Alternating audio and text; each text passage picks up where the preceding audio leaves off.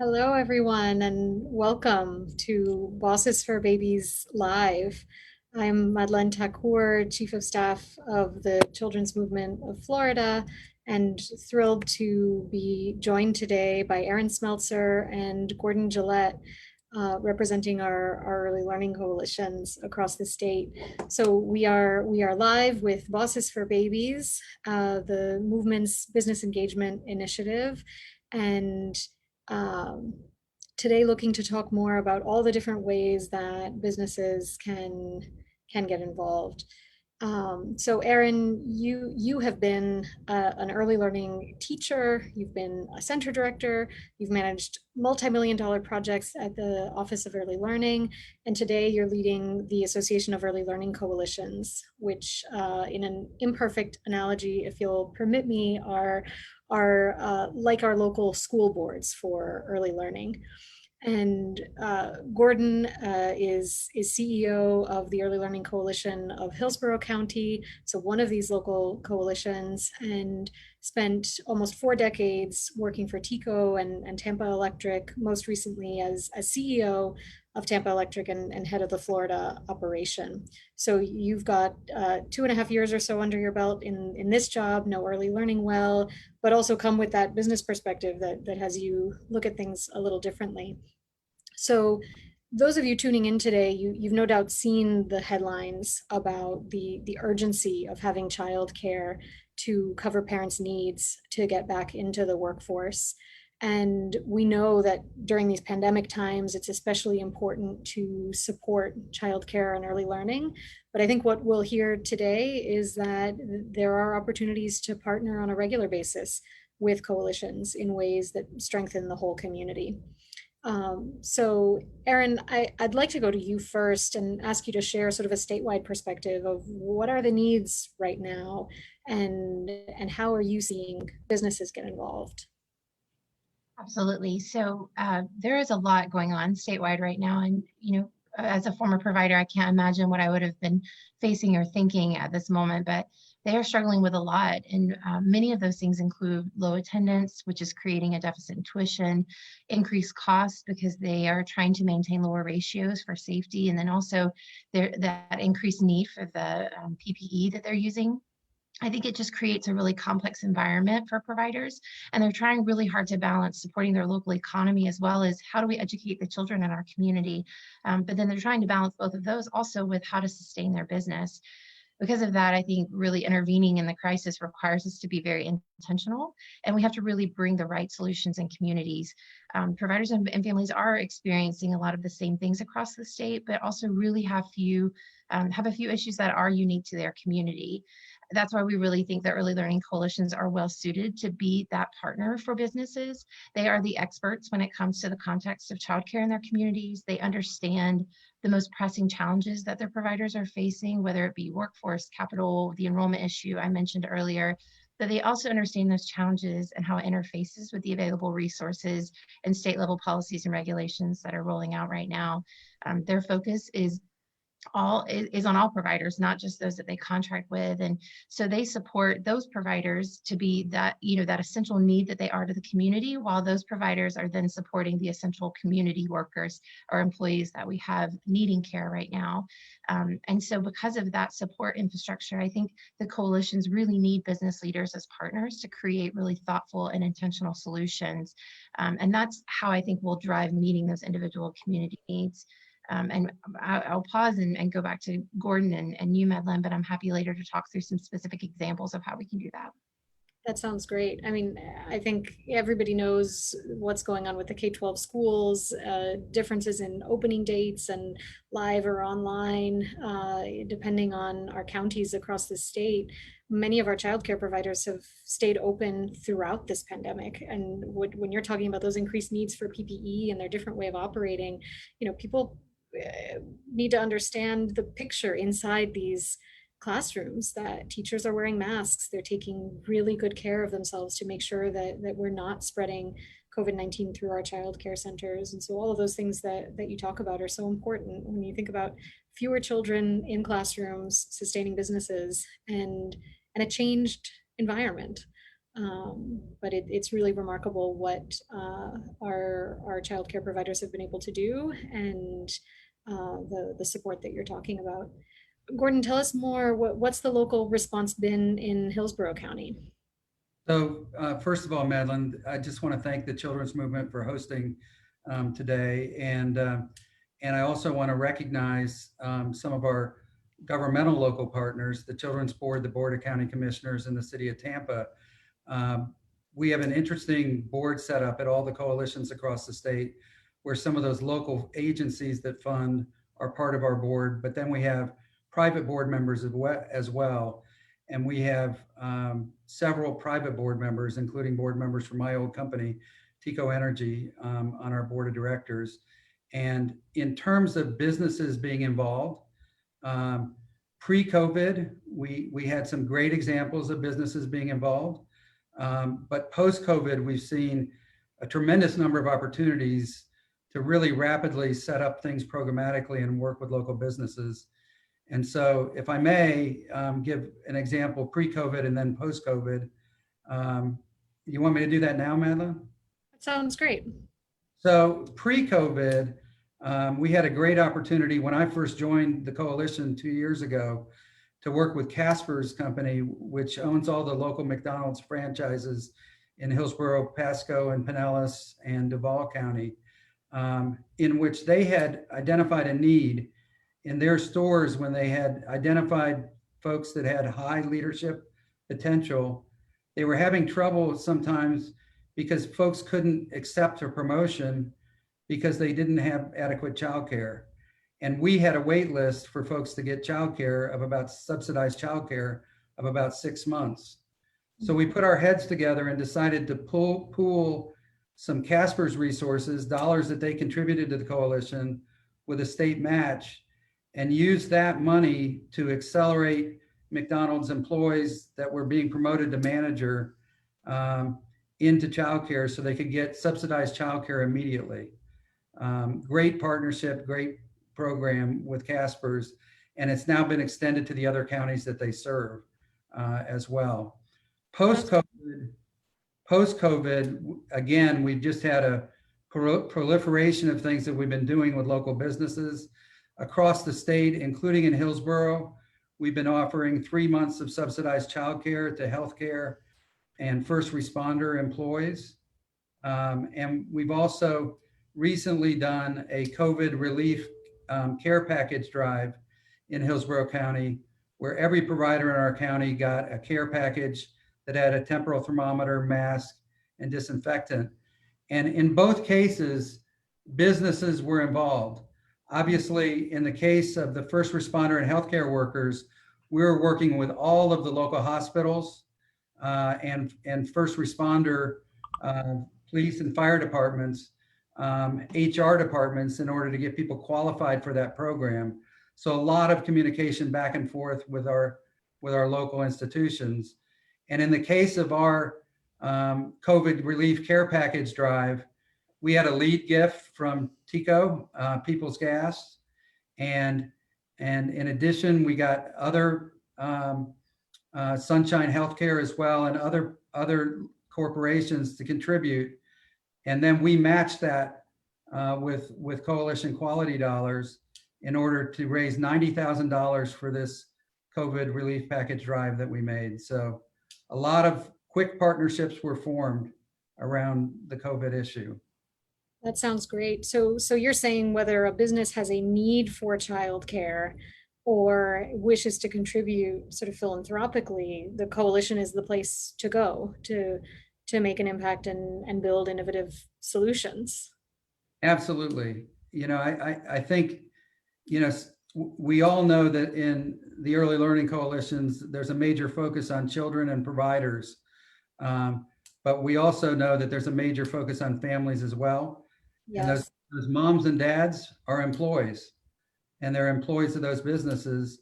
And the services that we provide at the coalitions help the moms and dad by enabling them to work. Absolutely. Well, one of the things we have said as we've built our Bosses for Babies initiative is that we know some of the most loyal employees are parents who feel supported. and loyalty leads to increased productivity. And so it's a way for businesses to see an impact on their bottom line. And I hope if we interview Caspers next month on this series, they'll say exactly that's what this partnership brought them. So thank you for sharing that. And Erin, I know you focused a little bit on the pandemic response and how businesses can get involved. Do you have any other comments on how to maintain an ongoing strong partnership with business and the opportunities sort of outside of COVID? Absolutely. I know Gordon mentioned a lot about current partnerships and great examples, and I think underneath that lives a couple of components. One is really strong communication about what's going on in the community. Coalitions need to know from employers what are your employees facing? Can they get childcare? Can they afford childcare? Is there access in areas of or neighborhoods where their employees are really saturated in where they're living? And so that kind of information can help the coalitions gauge demand, help them create interventions, as Gordon mentioned, and also really help them shift and open up, find ways to find access in areas where it seems like it's very limited. Another way that we can do this is, as Gordon mentioned, being able to provide those match dollars. And I just want to reiterate how important that is, because that gives such buying power to a parent who really feels like quality might be out of their reach because they can't afford to go to high quality programs in their communities. And so that's such a huge advantage just for the family to feel so empowered to take to have a broader choice for where they can send their children for early education.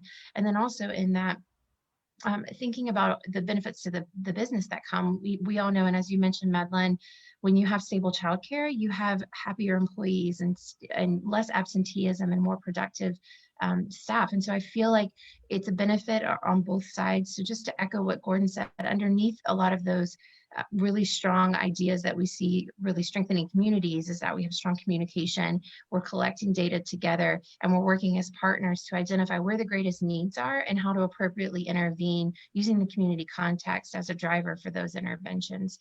So I just want to echo what Gordon said. I think it's just such a critical partnership. That sounds great. And Gordon, so if another company comes to you like Casper's, you're ready to create a similar structure for them? Absolutely, and we're working with several now. Great. So what about coalitions supporting businesses in other ways, providing information to their employees? I mean, you do so much more than manage the contracts with providers. Do either of you want to comment on what those opportunities may be? I think Gordon, you want to start us off? Go ahead, Erin.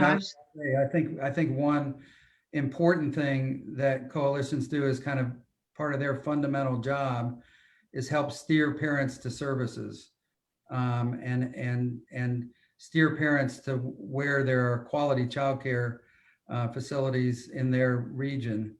And I think we can help businesses like we did with Casper's from that very beginning of that process for their employees. I would echo that as well. Every coalition has something that is called Child Care Resource and Referral, very commonly known as CCR&R.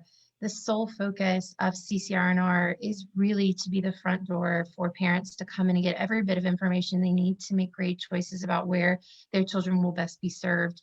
And so they provide support to providers, but also to families, and they create a kind of a matchmaking process so that families see who's available and what services meet their needs.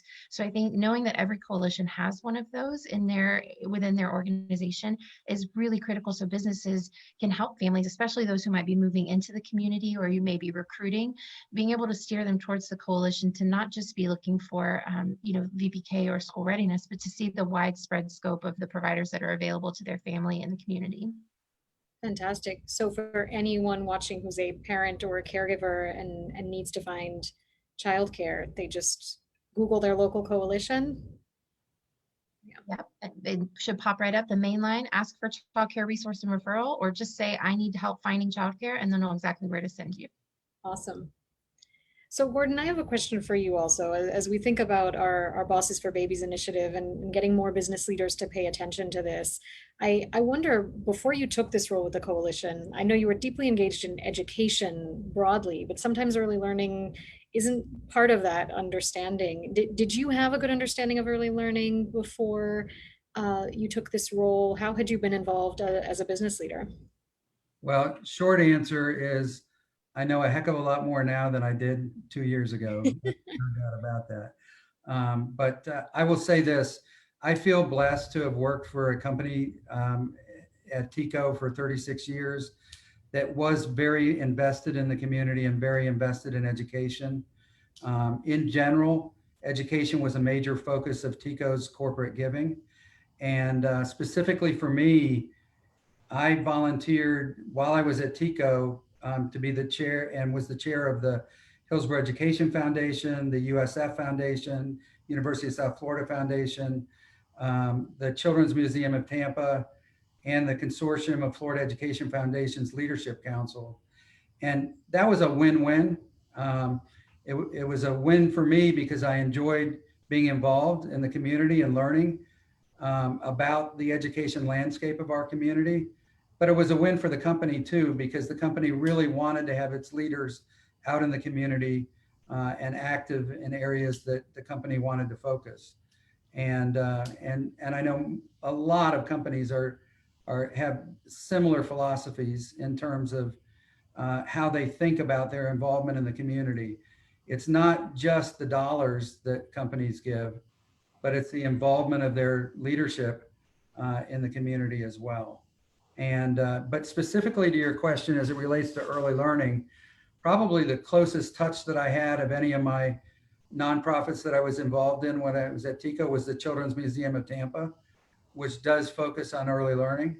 But when I came with the Early Learning Coalition, I learned so much more about the importance of early learning in brain development for children, social emotional functioning, and the importance of literacy and numeracy skills even before kids enter kindergarten.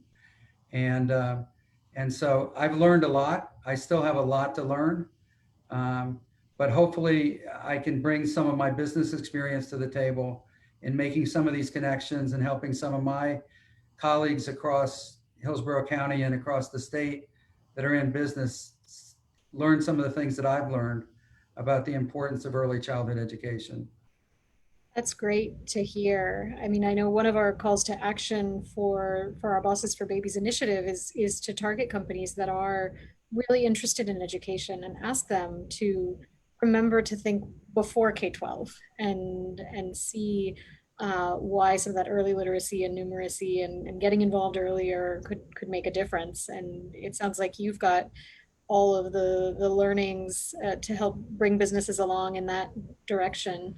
And the other thing that strikes me is what you talk about, just understanding brain development. And it is not intuitive for a new parent to know the important opportunity that you have. And it's yet another way that the coalitions can support businesses by offering a lunch and learn and sharing some of what you know on brain development and offering that for new parents or grandparents or whatever that might be. So just another idea for those businesses who are watching.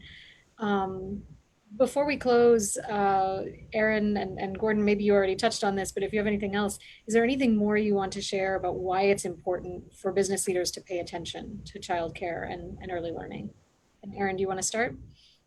Yeah, I just think now more than ever, it's really critical that the business leaders, the coalitions, and providers come together to surround our families and also to create really meaningful investments. There are a lot of different avenues for funding coming out right now, and we want to make sure that we are thoughtful about meeting our unique community needs. But I think at the heart of it, what we want families and businesses to know from the coalition aspect is that you're not in this alone, and we're here to walk beside you. We're here to help take care of the questions that you may have. And I think we've seen a lot of economic needs pop up because of the pandemic. So now more than ever, I just feel it's the best time to create those partnerships so that we can do this together. And at the heart of it, do what's right for the kids and the families in Florida. Excellent. Gordon, anything to add? Madeline, maybe just a couple of things real quick. One of the things that I learned early on coming into this area was the kind of landmark study done by Dr. Heckman and colleagues from the University of Chicago that said there was a 13.7% internal rate of return on investments in early childhood education, given things like higher wage earning by kids once they progress to adulthood and less incarceration and all of those kinds of things.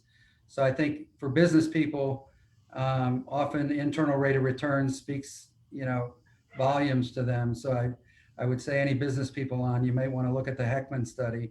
And then the other thing I will say to my business colleagues that may be on the line is that small things, what looks like relatively small things, can make a really big difference. And I'll use an example that actually I experienced at the Hillsborough Education Foundation in my time there, and that was a huge school district, Hillsborough County, 7th largest school district in the nation, was looking at the need to shut down an innovative program called the Nature's Classroom program, which provided environmental education for 6th graders.